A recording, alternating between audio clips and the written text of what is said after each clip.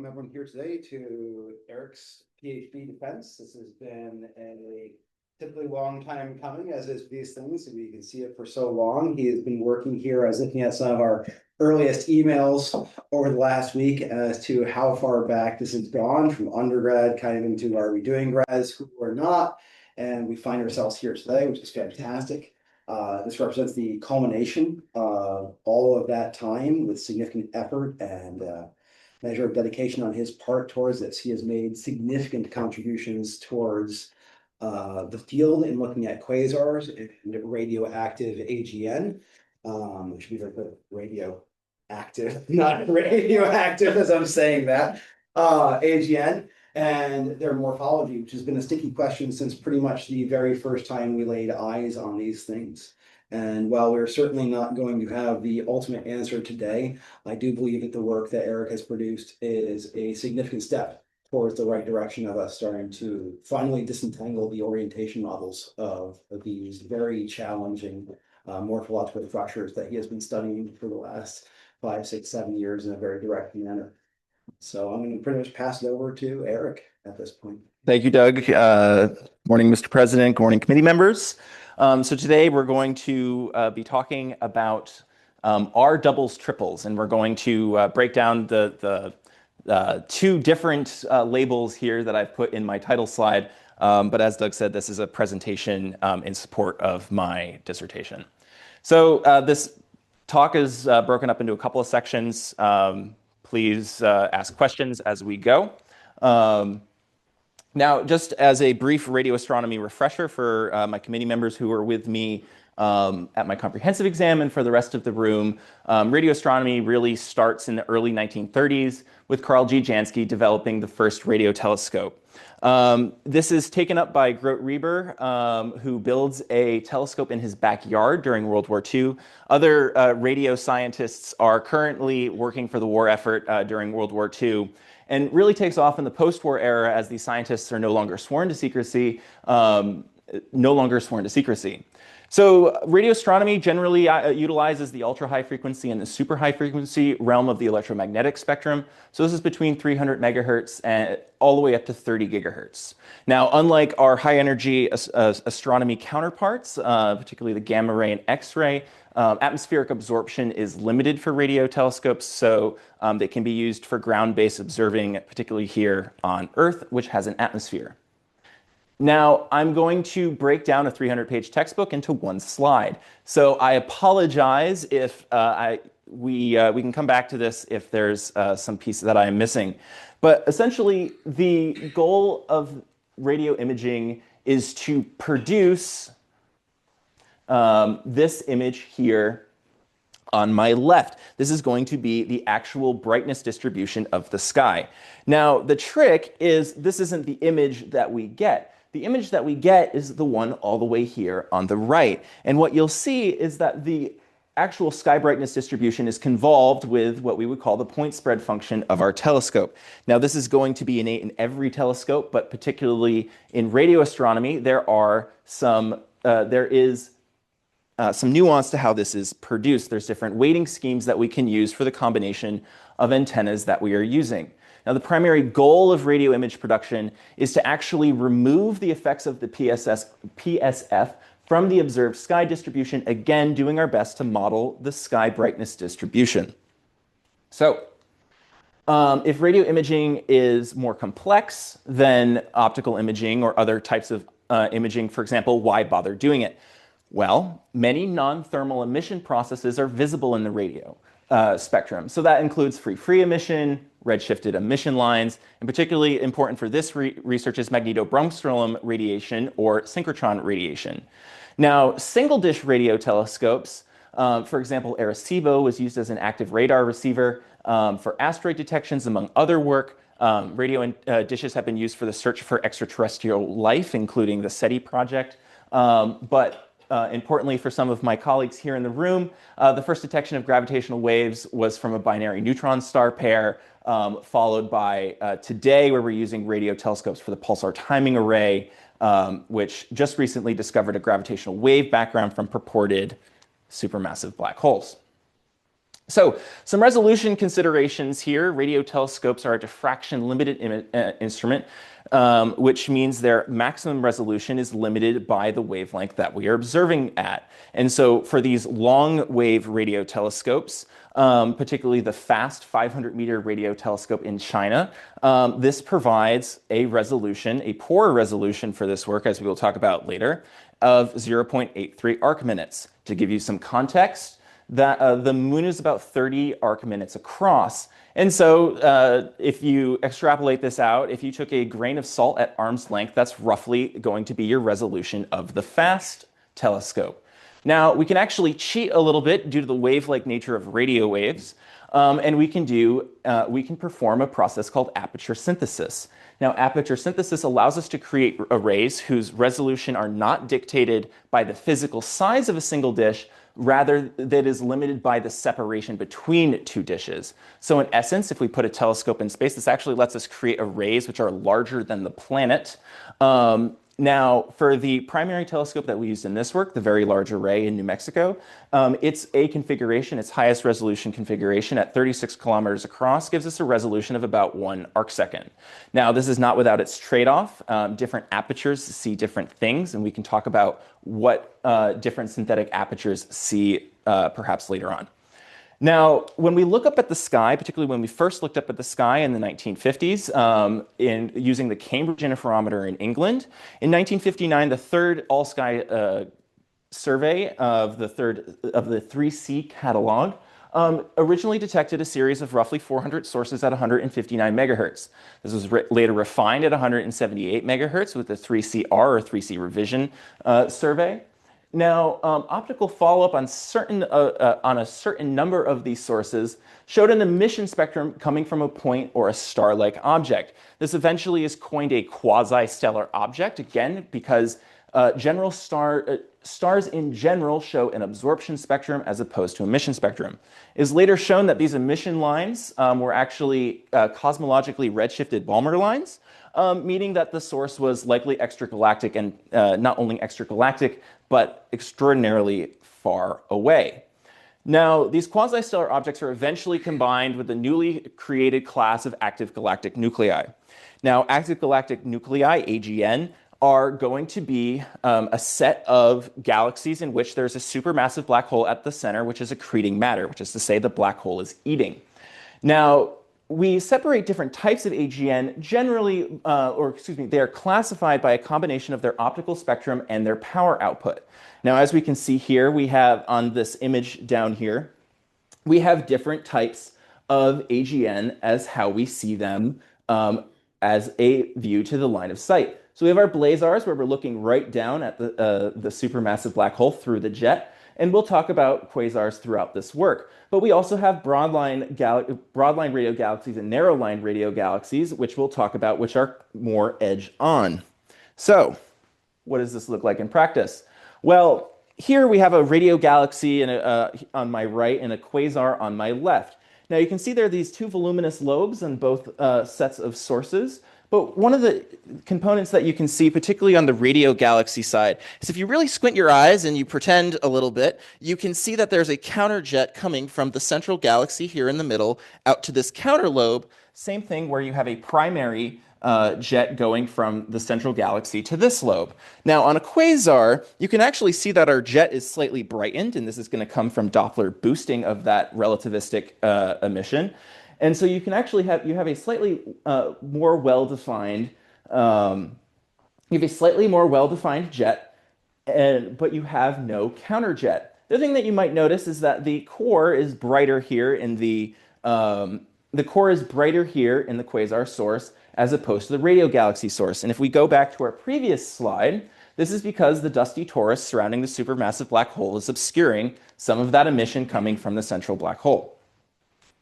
So what does this look like? Well, we've taken our image here that we've produced in our previous, this image here of 3C175, and we've pivoted it to a contour map. So now instead of, go ahead. So these two pictures are the same as just coming. These are two different galaxies. They are sufficiently far away that looking at them at different points of our orbit does not change how we look at them, but they are we believe that their orientations are different to us on Earth. So this one, for example, we are looking more edge-on, which is to say if I am the galaxy, right, I am pointed more like this, while on this source, I might be pointed more towards you. Does that make sense? Okay. All right, so we've pivoted towards moving to contours. Now, contours in this map represent brightness, just like we have brightness in our colors here.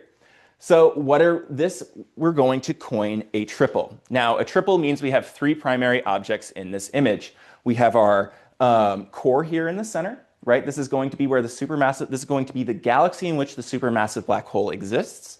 Now, the actual emission that we're seeing is actually coming from the accretion disk and is outshining the rest of the emission coming from that galaxy. And we're also going to have our lobes, which I pointed out earlier. Now, we're going to define this side of the source to be the counter lobe. And the reason why we do that is because, again, this emission, which is relativistic, is going to be beamed towards us. So we know from this image that this source is, again, pointed towards us. So again, when we break it up, the next spot that we see is these particularly bright components in the lobes. Now, these are the hot spots. Now, the hot spots are mildly relativistic and are generally the termination points of the jets, which are leaving the central black hole. So we don't always see this when we look up at the sky. And what you've noticed is we also have all of this beautiful structure that we see in galaxies. This 3C175 is particularly close to us as compared to the galaxies that we're going to talk about in the rest of this talk. So here are a set of doubles. As you can see, there's no counter emission, right? We only have our primary core here in the center. 3C273 here has some jet-like emission terminated by a hot spot. We have a core lobe combo, and then we have a core and then this secondary piece of emission, which could be the knot in a jet, or it could be a hot spot. We can determine, we can talk about this a little bit later, from the polarization or the spectral index, what in particular that type of emission could be. But the point is there's no counter emission on the side of any of these objects. So this kind of sets us up for our outline of our problem that we're seeking to identify. Now, there's two primary solutions here to where the counter emission could go. The first one's kind of a cop-out in that we can just say that the central object is inherently producing single-sided emission, that there's not emission coming from both sides of the supermassive black hole's accretion disk. Now, no current theories about jet production or about emission production from the accretion disk really support this hypothesis. And so we'd have to come up with a way to have single-sided emission. Now, more likely, we don't have the sensitivity to we don't have the sensitivity to detect the counter emission. Perhaps our telescopes aren't good enough yet to see that counter emission, Or, as what I'm going to investigate in this talk, perhaps if I am a quasar and I am pointed at you, my counter emission is actually hidden behind the central object. So we'll talk about the first. We'll talk about the sensitivity question first. This kind of ends up being a cyclical discussion, right? So we get a new telescope, we get higher sensitivity images, longer observations or better imaging techniques, and we find that some of the doubles that we have turn into triples. Now, again, this was shown, for example, in my advisor's work in 2011, where he had re-imaged sources from Nefgauer and Hutchings in Bartel, Miley, and Lonsdale, and showed that some doubles can appear to be triples with higher sensitivity observations. The big point here is that doubles still remained even after this improvement in image quality. So the question is, well, if we're spending all this time looking at a bunch of sources, why don't we just focus on one? Now, as we showed earlier, one of the sources that I showed, 3C273, has been observed to a factor of 10,000 times, which is to a dynamic range of 10,000 times, which is to say that the brightest emission was 10,000 times brighter than the weakest emission in the source. And what we found is that even with these deep observations, we cannot detect any of the counter emission. So just staring at one particular object doesn't necessarily provide us any additional information. So the primary thrust of the literature when it comes to separating doubles and triples is around the orientation problem. And one of the primary reasons here is that by understanding the orientation of the source, we can actually deproject the source, and it tells us more about the intrinsic properties of the source as we remove orientation effects. Now, one of the other things here is that there's ramifications for other types of image processing techniques. For example, this could be 3D reconstruction from two-dimensional images in something like CCTV or other, I would say, more important types of imaging. So when it comes to the literature, in 1982, Orr and Brown really start this campaign about trying to determine what the orientation of these galaxies are from their radio perspective, right? And so they use a combination of Doppler boosting and Doppler dimming. Again, that is to say that the emission coming towards us is beamed to be brighter. And this works well with extended sources, right? Because we need some sort of extended emission to measure the difference between the beamed and the unbeamed emission. Now, in 2011, for Kimball and Company, as well as my one of my advisor's colleagues, Andreas Rausch, in 2013, found that using optical information provides a better idea of the central engine's host and can provide a better constraint for the orientation of the source. Now, as we'll see, this increases overhead because now we need optical and radio observations of the source. But it also means that in some cases, the spectral line that they're using in the optical information may not be detectable in all of the sources. So the primary research question that I hope to address today is much like AGN. Is there a unified model of quasars? That is to say, can all quasars be explained as the same type of objects with differences in orientation? Or put differently, does every quasar have counter emissions? Or finally, are doubles triples? So we're going to talk about my work here. Now, my work is kind of broken up into three primary themes. The first, we're going to address the idea of image sensitivity. We're going to try to do our best to address the idea that triples are doubles with higher sensitivity images. Then we're going to actually investigate what we see in the sky. And we're going to look at the different statistics between doubles and triples and try to tease out what could be causing doubles to not present with counter emission. And finally, we're going to try to back that up with some simulated observations. So before we can address differences in physical mechanisms or physical properties like orientation, we must rule out observational biases. And so this requires us to produce data pipelines which produce the highest fidelity images for our science case, that is, detecting counter emission. Now, the Very Large Array, when I started this work, the Very Large Array Sky Survey had begun validating the processes for single epoch images, which is to say images which use more advanced imaging techniques than what they had been producing since they started observing in 2017. When they started in 2017, they used what they called quick look images, which were produced with simple imaging algorithms to identify transients for follow-ups for other telescopes. Now, what they found is that single epoch images are resource intensive and slow to produce, on the order of a week for a single image, and had a fixed set of imaging parameters, which might not be good for everybody's science case.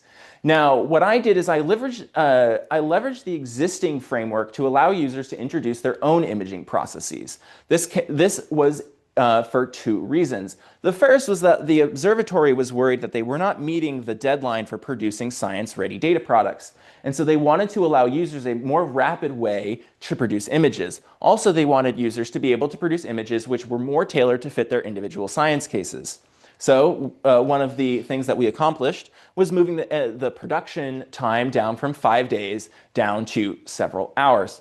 Now, we also worked with some of our X-ray colleagues who were particularly interested in this quasar, J1548 plus 3335, and which was found to have particularly unique X-ray properties, including its variability. Now, the only radio image that existed at the time was this one taken with the VLBA. And what you'll see and we talked about this a little bit differently, a little earlier, is that different array configurations can see different things. And so we have this particularly high resolution image, which only shows us these two components, A and B. So before we proposed for additional observations to support our colleagues, we used our single epoch imaging. And what we did is we changed some of the imaging parameters to maximize the amount of resolution that we could gain for a particular image. So here, these are not the quick look images. These are simply two different ways to produce the single epoch image with different pixel sizes, allowing us to improve the sampling rate at which we sample our beam.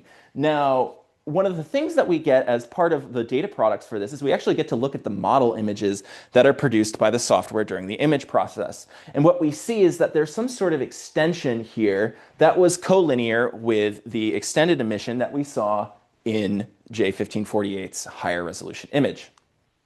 Come back. Now, this was confirmed by the spectral index maps, which are loading, in the previous slide, where we actually showed that the spectral index of the emission, that's what these alpha maps here are, indicated that there was extended emission there's extended emission in the source. Go ahead. The top row and the bottom row, are they the same data set? This is the same data set processed in two different ways. In this one, we processed with a pixel size of 0.6 arc seconds, and this one we selected a slightly finer grain pixel size. Our resolution is actually determined by the beam, so these are of the same resolution, but by oversampling the beam with a smaller pixel size, we can better fit our beam, and so we produce a image that is of higher quality. Now, go ahead. Yes, there is a danger that we can produce artifacts here. Oversampling the beam is not only computationally, but you can end up, like you said, introducing artifacts into the image. So it's something that you have to play around with to find what the ideal pixel size is for your particular use case. So, well, we identified that there was the possibility of extended emission, and we proposed for additional observations. Now, sure enough, the observations which we produced did indeed show extended emission that was in fact collinear with the points that we discovered earlier. Now, we can come back to the shape of this and whether or not this source is a double or triple later. It is not clear a priori. While it looks immediately like a double with some sort of connection, it is possible, given the hypothesis that we produced, that this actual extension is, as we discussed, could be the counter emission that is hiding behind the core. So, once we had kind of perfected what the current user community was using, which is to say they used a non-interactive pipelined version of the imaging procedure, we wanted to identify if that was in fact the best technique that could be used for our science case. Now, during the transition from the historical VLA to the eVLA in 2012, we moved from narrow band receivers to wideband receivers.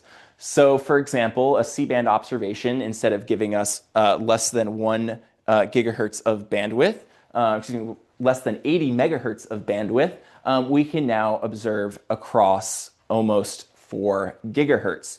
Now, the problem with this is that traditional deconvolution algorithms were designed with monochromatic observations in mind. And so to retrofit wideband deconvolution into the processes that already exist, we ended up, the community decided that Taylor approximating across the frequency space was the solution to producing wideband images. Now, this actually ends up failing for spectrally complex emission, which is particularly important in our science case, because the extended emission is not always well defined.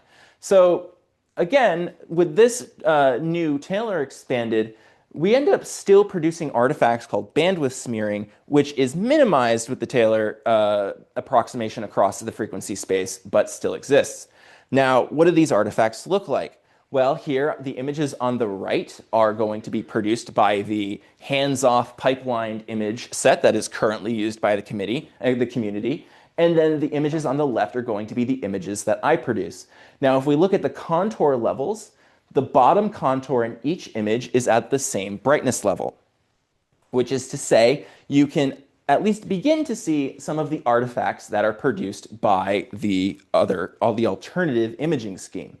Now, this gets particularly pronounced when you start looking at extended emission, where we end up with not only more artifacts, but we end up having to discount some of this extended emission because some of our artifacts are actually brighter than our real emission. And as you can see on the image that we produced, these artifacts do not exist. Now, again, particularly important is the idea of missing emission, right? So if our goal is to look for a type of imaging program in which we can detect the faintest of emission, we don't want to use an imaging technique which can actually produce missing emission. Now, the reason why this emission is missing here from here to here is because, yes? Sure. So the image, well, on the right or your left, that is the wideband one, and the one on the left is the narrowband? This is wideband. That's wideband. This is wideband. This is what the current imaging community uses. This is narrowband, which we produced. Now, mathematically speaking, this should provide us a better image because we have more spectral coverage. But what we found was that counterintuitively, throwing away almost 70% of the data actually produces a better image because the deconvolution algorithms that currently exist do not properly support spectrally complex sources. Black magic of radio astronomy. The black magic of radio astronomy, yes. So not all data is good data in this sense, right? So again, this emission is missing here because it is spectrally complex, and so the Taylor approximation actually fails to model this emission correctly.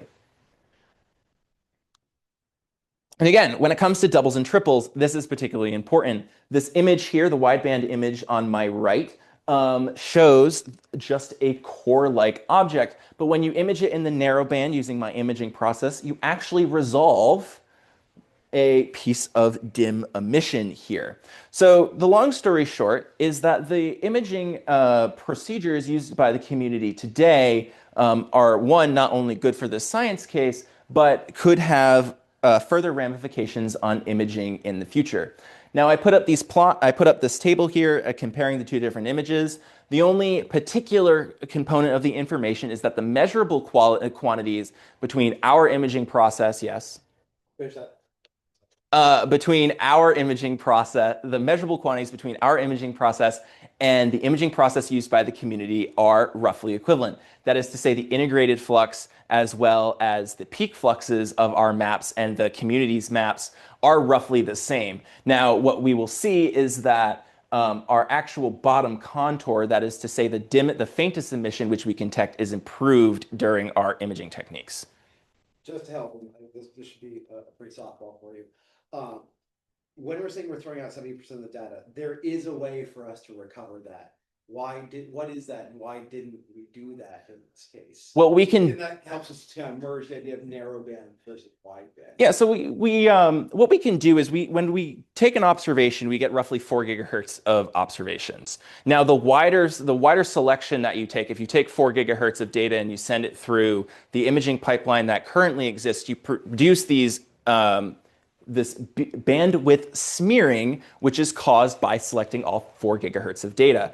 Now, the narrowband aspect of this is that we're actually selecting, instead of 4 gigahertz of observations, we're selecting a single gigahertz of observations, or half a gigahertz of the observations. It doesn't particularly, as we'll show later, it doesn't particularly matter which slice we take. It just matters that we actually select a slice of data. So for example, if we have a 4 to 7 gigahertz observation, we might take 4 to 5 gigahertz out of that slice. And then if we wanted a higher resolution image, we might take a 7 to 8 gigahertz slice out of that. So we could get multiple images out of one data set. It's just determined by how we slice the data. Does that answer your question? Well, we could really just do it as 1,000 individual images. Yes, we could also do it as 1,000 individual images, but that is not only computationally intensive, but man-hour intensive. We were really trying to only produce 1 to 2 images per data set that we were collecting, simply because there's only, as we'll get to later, so many hours in a PhD. I didn't say day for a reason. So moving on to theme number 2, in which now that we've established what the best imaging procedures are, we actually want to start addressing the question about unifying quasar morphology. So again, as we showed earlier, we had our source 3C273, which showed that observing a single source is not the answer, right? We can't just stare at a particular source and determine if there's counter emission there or not. So we really need to look at a population of sources altogether. And to do that, we're actually going to use the procedures that we developed in theme 1. So when I started this work, my advisor had, at the time, the largest archivally complete sample of observations. Now, archivally complete in this sense means that at the time of the completion, that all observations were observed on a particular source by a particular time. So that is to say, if SDSS was updated in December of 2020, then any sources detected by SDSS after December of 2020 would not be included in the sample, because we were only complete up to a certain day. So, for example, my work is complete as of earlier this year, which is to say any additional sources that might be included through DESI or through other telescopes like Vera Rubin as it comes online aren't necessarily going to be included in this work. Now, the other thing about my advisor's work is that he covered a fraction of the sky that was determined by the overlap of the first radio survey and the Sloan Digital Sky Survey. So this gave him both optical and radio information. Optical information to determine if the source was actually an active galaxy, an active galactic nucleus, and then the radio information to ensure that it was radio loud. So he covered this pink area here. Now, what I did is I did a slightly different thing. I, again, used the Sloan Digital Sky Survey as my optical survey, but I used the work that we did with the Very Large Array Sky Survey. And that is to say, I covered everything in the northern hemisphere. Now, you can actually see these 2 bands in this spatial gap in my spatial coverage, and that's because the Milky Way gets in the way, and we can't actually get many sources due to the extinction of light caused by the dust in the Milky Way. So again, we wanted to actually leverage, so like I said, we wanted to leverage my advisor's work, but we also wanted to produce something that is going to be significant in the future. And so we actually decided to pick a set of high redshift galaxies in order to help our colleagues who are studying inverse Compton scattering of the cosmic microwave background.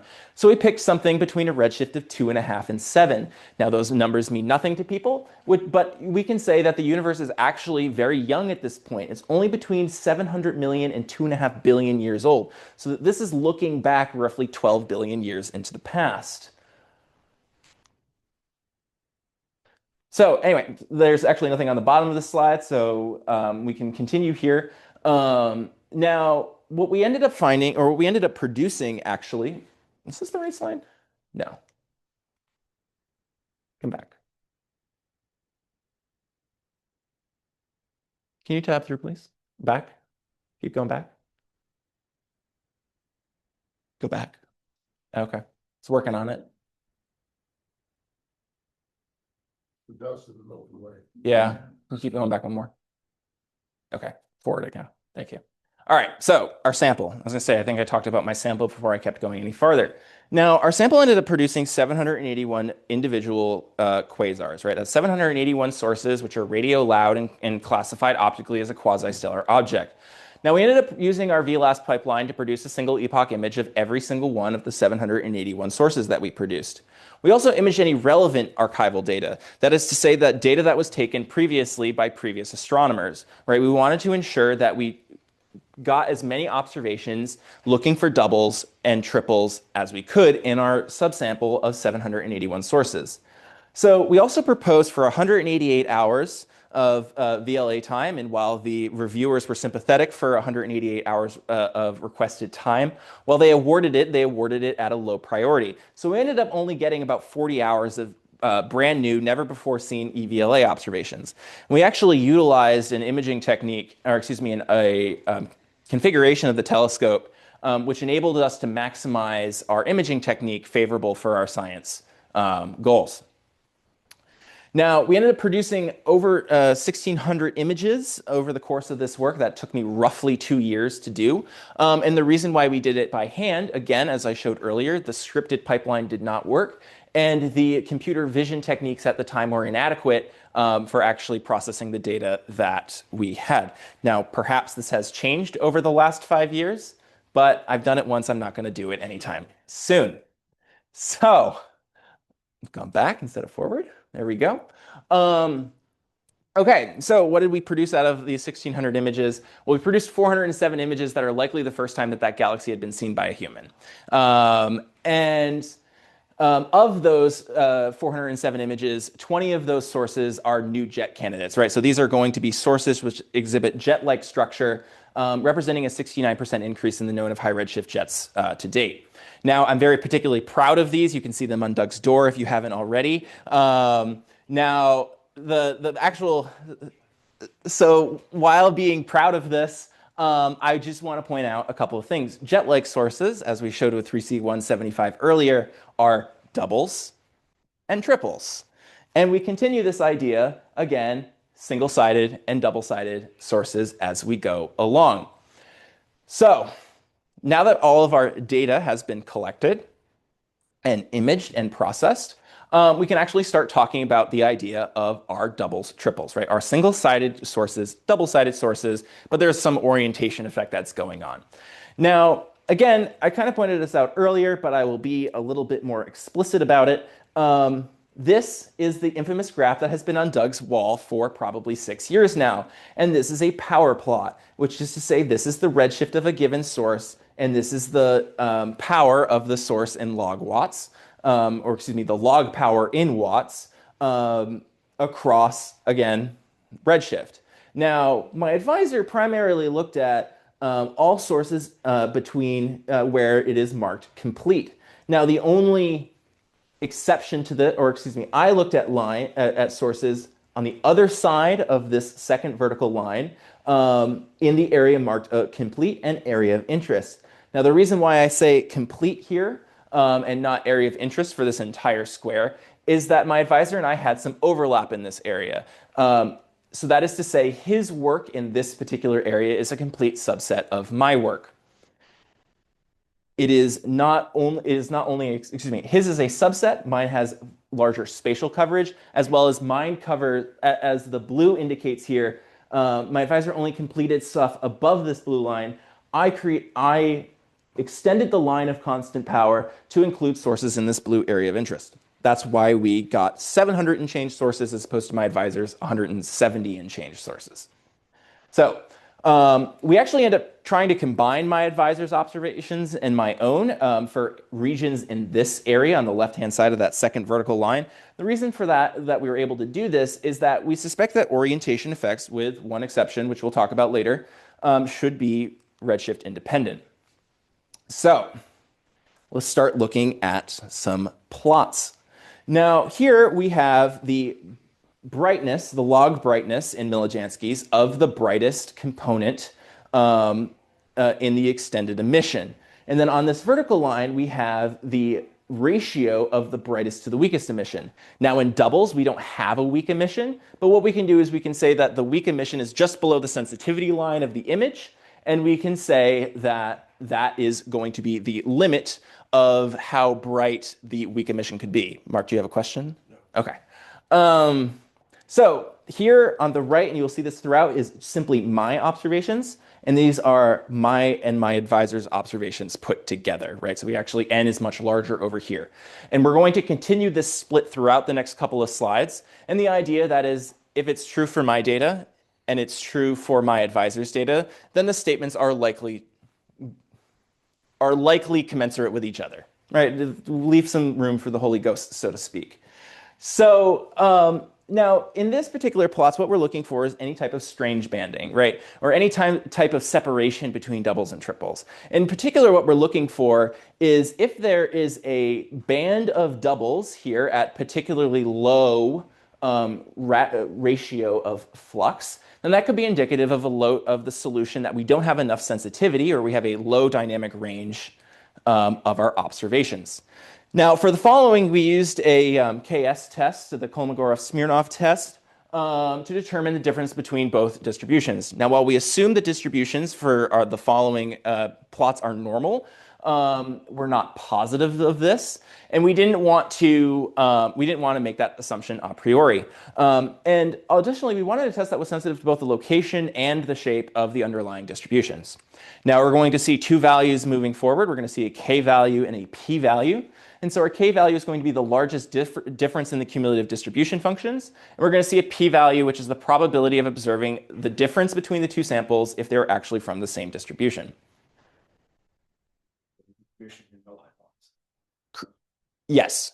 Yes. So, in different cases, that means different, the null hypothesis means different physical things. But yes. So, let's talk dynamic range. Again, we're trying to reject the sensitivity. We're trying to reject the sensitivity idea. Now, again, what we have, my data on the right, my advisors and I on the left, or on my left. And what we find is that there's an agreement between our k values, which is to say there's roughly a 30% difference in the two distributions. Again, looks normal. It looks like a normal distribution, but we don't want to make that assumption a priori. But more importantly, what we find is that the dynamic range of doubles is unintuitively better than the dynamic range of triples, right? If we were to suspect that doubles and triples were in fact different or were caused by a sensitivity problem, then we'd actually see the inverse of this, where we would see triples to have a much higher dynamic range and doubles to have a much worse dynamic range. So this is particularly strange, but we can continue to explain this. Now, range and show this is a statistical observation. So the dynamic range is an image property, right? So when I'm really asking how you do the statistics in this because you have a bunch of images, right? Or are you just saying the same dynamic range for all images? No, so I have a difference. These are, each value here is from a singular image, right? So what I did is I parsed my data, ensured that I only had one frequency type, right? So in this case, these are all C-band observations, right? And I said for each C-band observation, there's a dynamic range of this. The dynamic range is the ratio between the peak emission and the dimmest emission in an image. And I assign it a value, right? And then my two distributions are the number of sources at a particular dynamic range level. Does that make sense? Yeah. Okay. All right, so I just want to go back and touch on orientation. Again, we talked about different types of orientation, and I pointed out that there are some different types of orientation models that we can use, particularly using optical light. But I wanted to stick strictly to the radio regime, particularly with respect to my simulations later here. Now, I just want to point out that orientation is not an absolute value, right? When I use Orr and Brown to determine what the orientation of a source could be, it is dependent on a ratio of what we call to RT, right? And RT is going to be the ratio, is going to be the core dominance parameter in the case that the source is oriented at 90 degrees to us.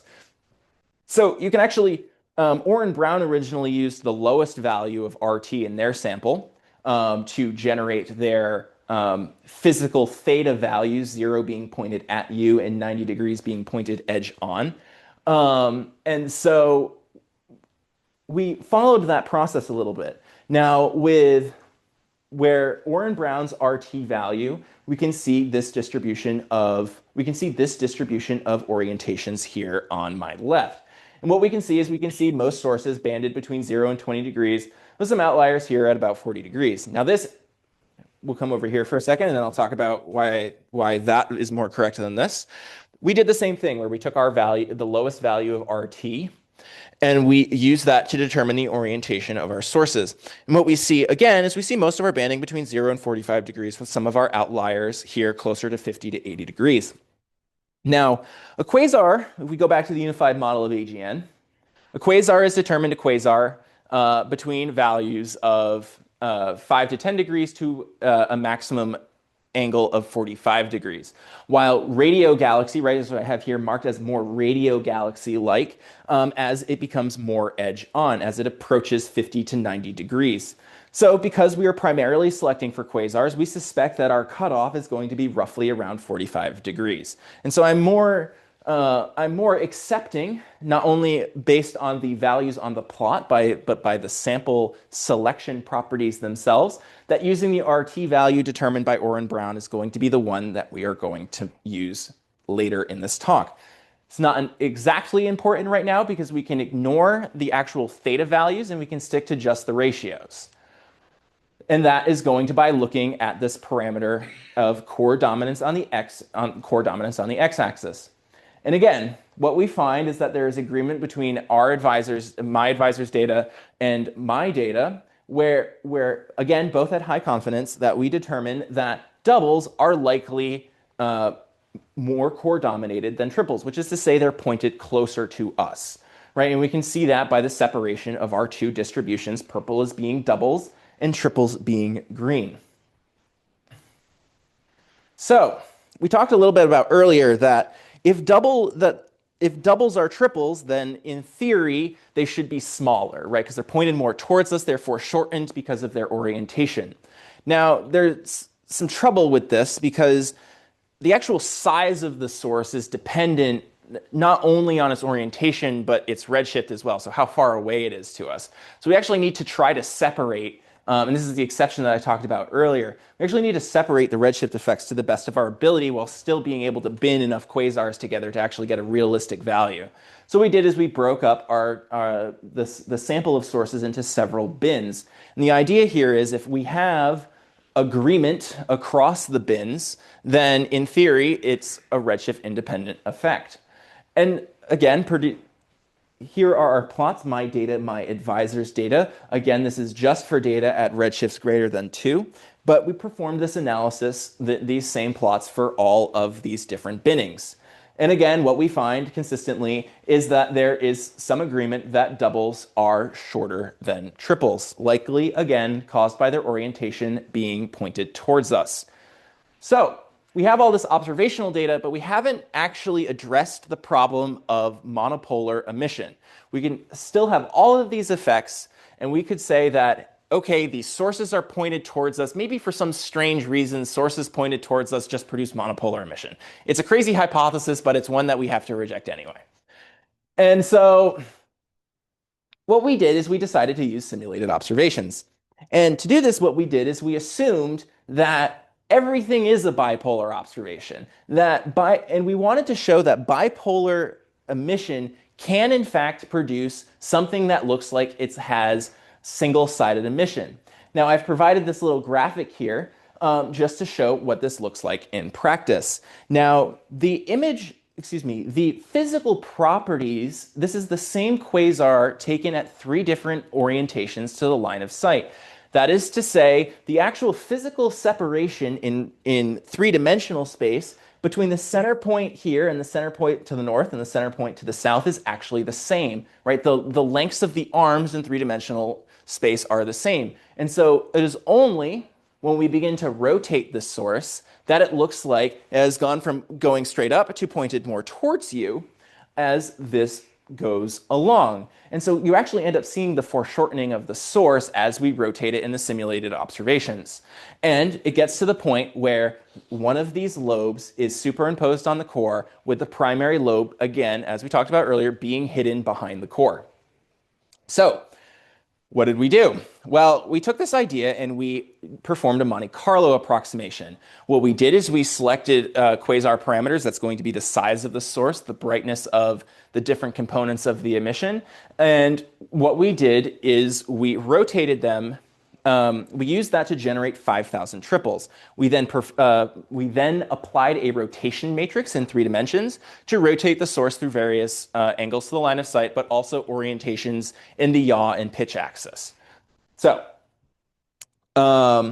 Now, the reason why we picked 5,000 is because, well, not only did we have, we wanted to have enough sources that we properly sampled the variable space, but also there's a computational limit here. And Gwarov probably would not have appreciated me running tens and tens of thousands of sources. We'll also find later that I actually ended up having to hand label these, which I tried using some artificial intelligence techniques, but what I ended up seeing was that there was too much smearing going on in the classification process. So I actually needed to click through 5,000 of these and give them a label. Thank God for little applets.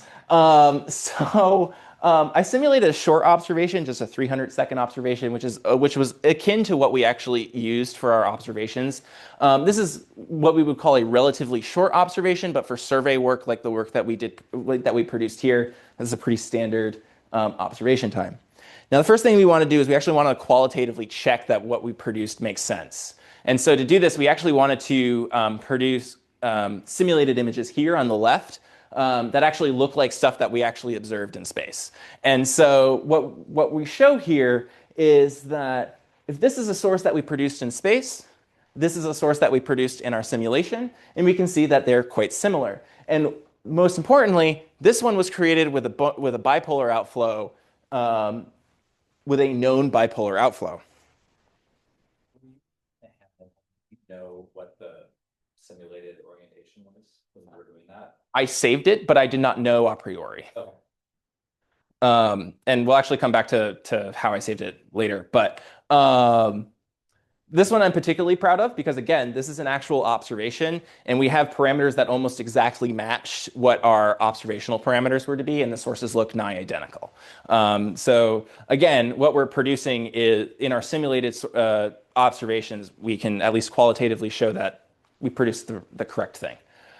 Okay, so this is where we came down to hand labeling and to answer Derek's question earlier. Again, during the simulation process, I saved to a CSV what the actual parameters of each source were.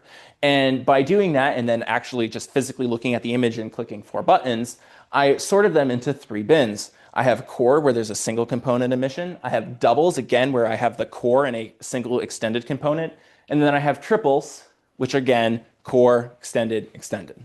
So, again, because I knew a priori what the orientations were, I can plot this as a ratio of what the percentage of, or what the number of sources, excuse me, were at different orientations. And what we find, again, as we would expect, that the number of doubles increases as we point towards as we get closer to the line of sight. Now, you might ask about what these cores are. Right? Now, cores are likely a combination of a couple of things. Again, as we get closer to the line of sight, and as we talked about earlier, this is because the counter emission and the foreground emission are on top of each other. But also down here, these are likely observations that have poor dynamic range. And again, the important part is that we see the triples drop off a cliff as we get to tighter angles to the line of sight. Now, I actually wanted to compare this to our observational data, and this is where we go back to our discussion of using Orr and Brown earlier. I wanted an orientation metric that was just dependent on the radio regime. And again, we used the value of RT from Orr and Brown in this plot. And the idea of it is I wanted to show what the ratio of triples was at different orientations to the line of sight. And what we see is that we have some close matching from roughly 5 to 35 degrees in the line of orientation. And the reason why my fraction of triples here explodes up at 40 degrees is not actually because there's a bunch of triples up at 45 degrees, but as we saw earlier when we looked at the orientation of the source, the number of sources at 45 degrees is approximately 2. And so while I have roughly 500 triples here, I have approximately 2 triples that I'm comparing it to there. Come back. There we go. Okay. So what does this all tell us? Can we actually unify the morphology of quasars based on the orientation? Can we definitively say are doubles and triples? We can't definitively say it, but I'm pretty confident the answer is yes. And the reason why I can't definitively say this is because of Orr and Brown, right? As we talked about that we don't know the absolute orientation of the source to the line of sight, right? It's just an approximation. But like any good scientist, like any good observational astronomer, as Sabine would be happy when I say this, I can actually test this theory. And so, um, so again, I can determine what the likelihood that a source is at a particular orientation by looking at different metrics of what the orientation could be. And by knowing what the orientation could be and the probability that it will remain at that orientation, I can actually determine the likelihood it will remain a double because of its orientation, or if deeper observations in the future might reveal that it could be a triple due to its sensitivity problem. Because we've already shown way back at the beginning of the slide that we have higher higher sensitivity observations, some doubles, not all, turn into triples. Now, so that's the first thing that's on the to-do next list. Now, additionally, we talked about earlier, the sample is archivally complete, which means any subsamples produced from this work are also archivally complete. And I can also make broad assumptions or assertions about the population using the subsamples produced in this work. So in particular, one of the components, again, I'm very proud of my high redshift jets, but the observations that we produced during this work were sensitive to full polarization, which means I get magnetic field strength and orientation in all of the jets. And I can actually make discussions about the collimation of my jets using this information. And so that would be not only the largest analysis of high redshift jets, but one of the most detailed. And again, this work could be picked up by my X-ray colleagues in their search for the X-ray production mechanism of high redshift jets. Now, the other thing that I kind of liked as I was working on this project was what one of our other gravitational wave astronomers tend to do here, which is parameter estimation. And what I particularly liked about this was, could we use the orientation from our simulation as a way to constrain the orientation of our source without having to use something like Orr and Brown, or without having to actually look at the optical observation? Now, again, tricky and perhaps requires some refinement, but again, something to look at in the future. So pending any questions, that concludes my presentation.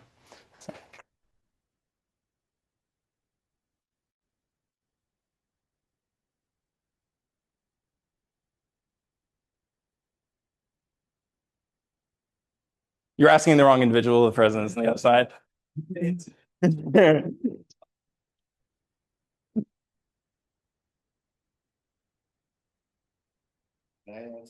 You can ask as many questions as you like. So maybe they're a little bit basic. So when you see J154A plus 3335, what does that mean to you? So that is going to be the position of the source on the sky, right? So I can't go online and sell the naming rights to all of my quasars, as much as that would make me money. And so us in the astronomy community describe things based on their location in the sky. So J is going to be the epoch of time that we are observing that. So that's J understands for J2000, as in the year 2000. And then we are given essentially what we would call the right ascension and declination of the source, which is akin to latitude and longitude in the sky. And so when I say J1548 plus 3338, what I'm saying is that is at 15 degrees right ascension, followed by the minutes, and then plus meaning the positive sky, etc. Degrees and then minutes. So, so this is a question from reading your thesis. Sure. But, so somewhere around pages 69 to 70, you say that there's some sensitivity to the initial sampling parameters. And then you talked about it a little bit in the conclusion. I'm just wondering about the observations. It seemed like you had, it's not like you're twisting. That is correct. Somebody's going to give you something. And I'm just wondering the sensitivity of your conclusions to. Sure. So when I am awarded time, or I'm taking observations from somebody else, the way it works is I propose to the telescope and I say I would like these observations conducted with this instrument configuration. And so, for example, I might tune my instrument in such a way that I might want to get a spectral line of the observation. Or in my work, I tuned the instrument so that I could have two different resolutions taken in the same band so that I could, in the future, compare the source structure at different resolutions. So the parameters that I pick when I'm actually observing the data have impact on the actual results that I produce. Now, during the imaging process, again, there are parameters that can be picked that change based on the type of observation that I'm looking at. So, for example, if I am looking at a observation in one band at one resolution, I'm looking at an observation in a different resolution, I'm going to pick imaging parameters that suit that type of observation the best. So I might have a finer grain pixel size or a larger map in one observation type and a different size map and a different pixel size and a different type of resolution. If when you were going for funding and Sure. you got 40 instead of whatever Yeah. you wanted, what would have changed there? So Would it have been that you would still be working? I secretly had hopes I didn't get all 188 hours because it was going to be a particularly large amount of work, although I was definitely going to get my advisor involved in that. What we wanted to do is we wanted to take two observations of the source at different times of the year so that we could get a slightly different perspective of the source at slightly different angles. And if we combined those two observations together, then we would fill more of our synthetic aperture and have a slightly better observation. So when we found, as things were getting close to the wires, the observation period was ending, I ended up scrapping that entire half of the observation. And I just said, okay, we'll take a single observation of as many people as we can get. And so that was the first cut. The second cut came from by looking at what the archive had already, what the data archive had already. And so if there was a really long observation, an observation much longer than the one that I proposed, which would likely have a higher sensitivity, then I would cut that source from my high priority list. I deprioritized it and I said, I want the ones that have never been looked at before, which is why I have so many sources which have never been seen before, because those were the first ever observations of those sources. I know you got it right, but just to help clarify in the group, you made a statement that could make it sound like you're almost talking parallax, which we're not in terms of things, different timings. Can you walk us through that a little bit more clearly and why we're basically you say what is parallax, which is this one, and then why we're not talking about that? Why are we talking about having different parallax observation? How that helps us? Sure. So the simple one, the technical question, parallax is, I think the best explanation is when you hold your thumb out at arm's distance and you blink your eyes, you can see that your thumb shifts locations based on how you are observing this. We can do this in astronomy, for example, by taking an observation of a source at one side of its orbit, and 6 months later we can take a different picture of the source and we can use how much it shifts as a measure of how far away it is. But we are not using, these sources are too far away to actually have any parallactic change when we perform observations at different parts of the year. This goes back to, we can actually use some of my extra slides here. This goes back to actually generating the source, the actual images itself. And so here we have a 2 antenna configuration, and this would be the image that we would get if we had a 2 antenna configuration. And as we add antennas, what we can see is that we actually improve our image. And over here, this is what our synthetic aperture would look. This is what our synthetic aperture looks like before it is convolved into, before it is Fourier transformed into the dirty beam, into the PSF that we spoke about earlier. But the point of this is to say, the more you fill this in, the more dots you have on the screen, the better your image is on this side. And so we can do this in 2 ways. We can either just take a single observation of a source, or we can take a bunch of observations of the source. In this case, they're doing it over time. But if I had 2 observations, for example, there would be some rotation in this, and therefore I'd be able to fill more of this in and get a slightly better image at the end. This is a fun follow-up, perhaps tricky. So how far out can we get on this right now? And then you can say why using that number, because it'll help you, not big. No, it's on the order of a parsec. Yeah, yeah, it's about a parsec. We're looking giga light years. So we're talking the difference between 4 light years and billions of light years. So the galaxy now samples. yeah, so we're talking quite a distance when we're looking at these sources. So parallax does not help us at all. The only reason why we get any rotation here is because the actual sky, the actual sources move in the sky a little bit. So, well, you end up taking them at slightly different LSTs. You take them at different sidereal phase. Yes, the planet is moving. Your head is slowly, you're focusing on something, and as the Earth is literally turning, your head is turning. And that's actually what you're seeing here, is that these bandings, particularly the circular bandings, are because the actual Earth is rotating as you're taking the observation. For your simulations, how much effort in terms of like wall clock time and computing time does it take to get a single simulated image? So the actual simulated image itself is not the, so I'll give you a short answer. It takes 3 minutes to produce a singular image. And part of this is because I selected an extraordinarily narrow band. So we talked earlier about producing images that were 1 gigahertz. I'm only producing a 50 megahertz image. So there's not a lot of data to have there. The other thing is I'm using a very quick and automated imaging script. And the reason I'm doing that is because I have selected such a narrow band, I can cheat a little bit and use a very specific optimized imaging algorithm for that specific type of observation, right? Which we don't generally see in real life. Now, because why would you? You want as much science data as you can get. Now, the other thing that the problem, if you will, is actually running 5,000 at a time. Running them in serial takes nigh forever. And so I had a very nice conversation with Kevin. He told me to run it in the middle of the night, and I ran 100 at a time. And I would do it like Sunday night while the football game was on. I'd run 100 of these at a time.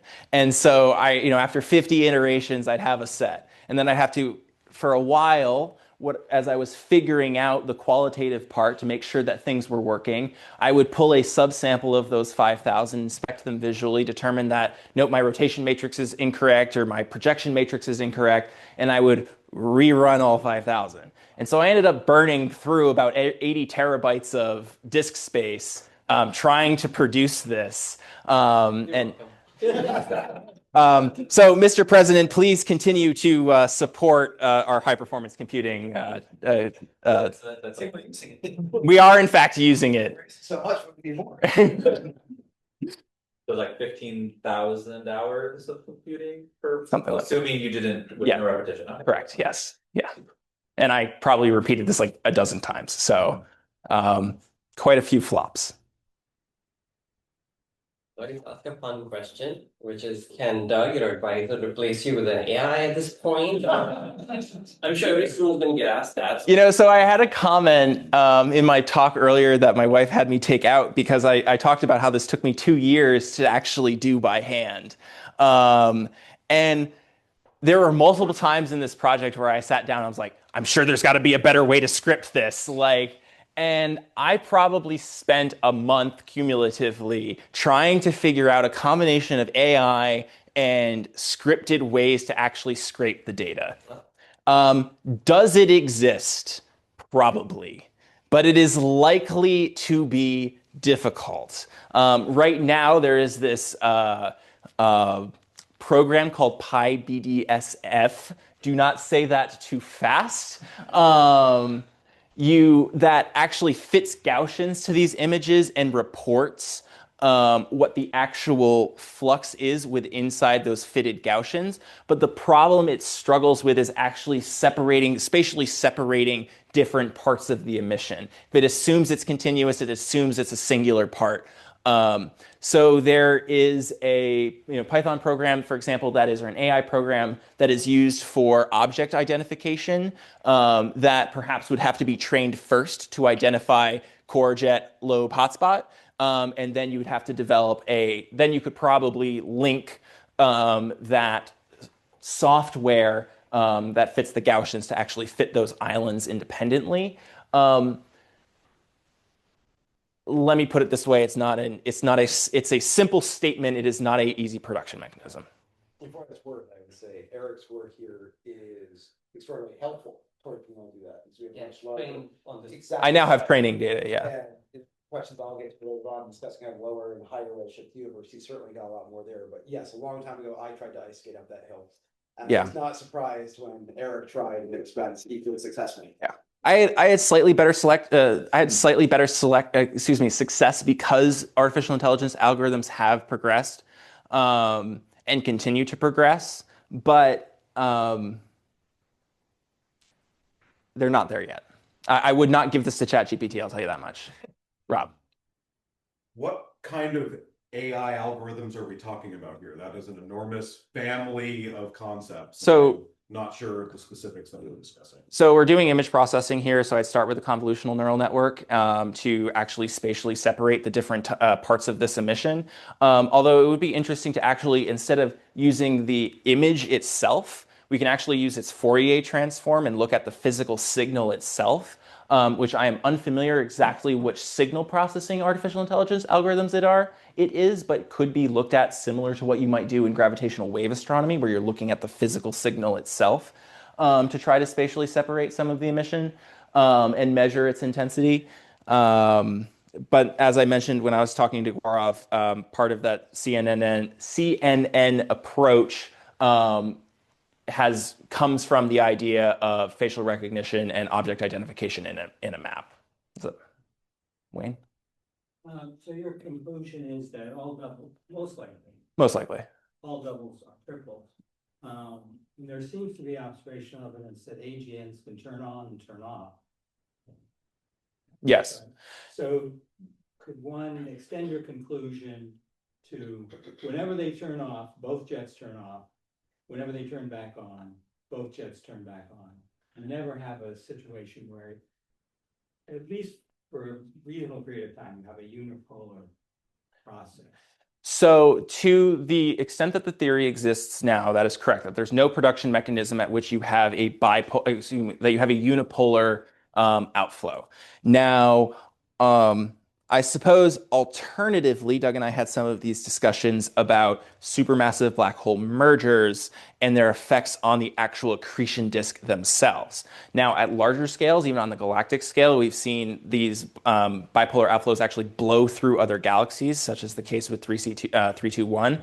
But there could be external factors inside the accretion disk which may cause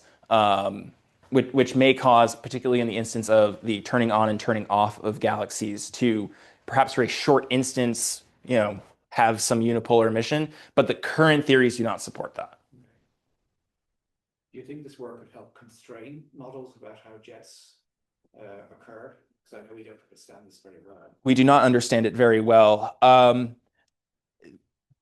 I think the primary component to this constraining that solution is simply saying that production mechanisms that are unipolar are less likely than they even were before. The physical effects of the kiloparsec scale do not have major effects on the parsec scale. They are simply not linked. They're simply not linked in space-time. I'm missing a word here. But what we're causally connected, thank you.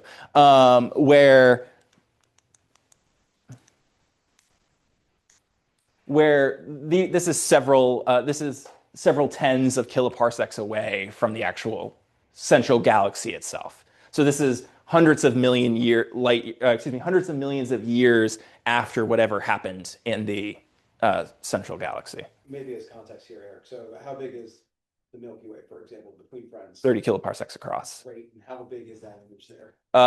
So Friends, we'll call it 200 kiloparsecs. vastly distance. Yeah. And another question, and so this slide's perfect for it. Mhm. Could it be the case, like that's the real one on the left there, that one of those lobes on the side actually is another galaxy farther away, and it's actually nothing to do with the other two? It is Some possible. of the triples could actually be doubles. It is possible, although unlikely. And the way we calculate this is we can actually take our all sky surveys and we can actually produce a probability function that says sources of certain brightness are roughly this far apart from each other. And so we can actually say that there's this much probability that these three types of emission are related to each other. I actually have a source that has a foreground galaxy here, or excuse me, has a background galaxy, which is our primary target, and actually has a foreground photobomber that is sitting right here that actually at lower resolutions looks like it's together, but it's not until it's spatially separated that you determine that they are different. So yes, in part, unlikely. And the second component to that is when you think you have that, you can actually take an optical image of this because if you had two galaxies, you would have an optical counterpart to that. In most cases, at the high redshift, you have some of these galaxies are particularly dim, and so you might not pick it up on an optical image in SDSS. But The redshift would actually be a giveaway. Yes.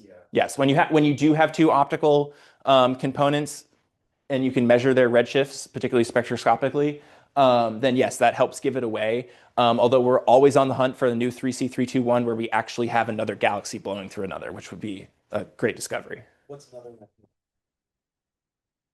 Photobomber or not? Optical ID.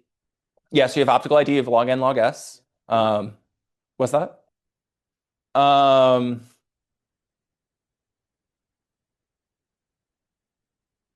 Minus alpha versus positive alpha. So the source itself, the different components of the source, we talked about this a little bit when we talked about J1548, where you can actually determine what types of emission these are based on actually looking at how the intensity of these change as a function of frequency. And so, for example, cores statistically have a very flat spectrum, which is to say their intensity does not change as a function of frequency. And so if you looked at two components and you saw that this secondary component was flat like a core, then that would lend credence to the argument that this is in fact a alternative galaxy. But if these were both steep spectrum, which is indicative of extended emission, then we could say that they are related, that they are more likely related to each other. So the side looks tend to be more monochromatic than the core, is that what you're saying? These lobes tend to disappear faster at higher resolutions than the core does. The core is a combination of thermal and synchrotron emission. The lobes are almost exclusively synchrotron emission. So the core itself is going to be pretty constant over different wavelengths, and the lobes are going to, at least for the remainder of the radio regime that we will observe at, decrease in intensity. Yeah, but we might have meant to say something else, but I'll check on that. You said at higher resolution, we'll start losing our lobes, and I agree with that. Well, yes, but at higher frequency, Okay. but also at higher resolution, and we talked about this a little bit when we said that the different spatial frequencies that we observe, the different arrays we observe at provide different spatial sensitivities. Maybe a good follow-up here is, why aren't we always observing at the highest resolution available? So in fact, a lot of your work is far from the highest resolution. Yeah. And that's because the actual spatial resolution that we have available to us is limited by the minimum distance between the two closest antennas. So for example, if we were looking at the highest resolution available to us with a very large baseline array, which has one antenna in the Virgin Islands and we'll take the one in Maine, for example, and we'll take the one out in Hawaii. So it's roughly the size of the planet. It does not have enough spatial coverage. So any of this emission would get resolved out. Yeah, you look right through it. the interest of time, I'm gonna recommend we switch to the private portion. Okay.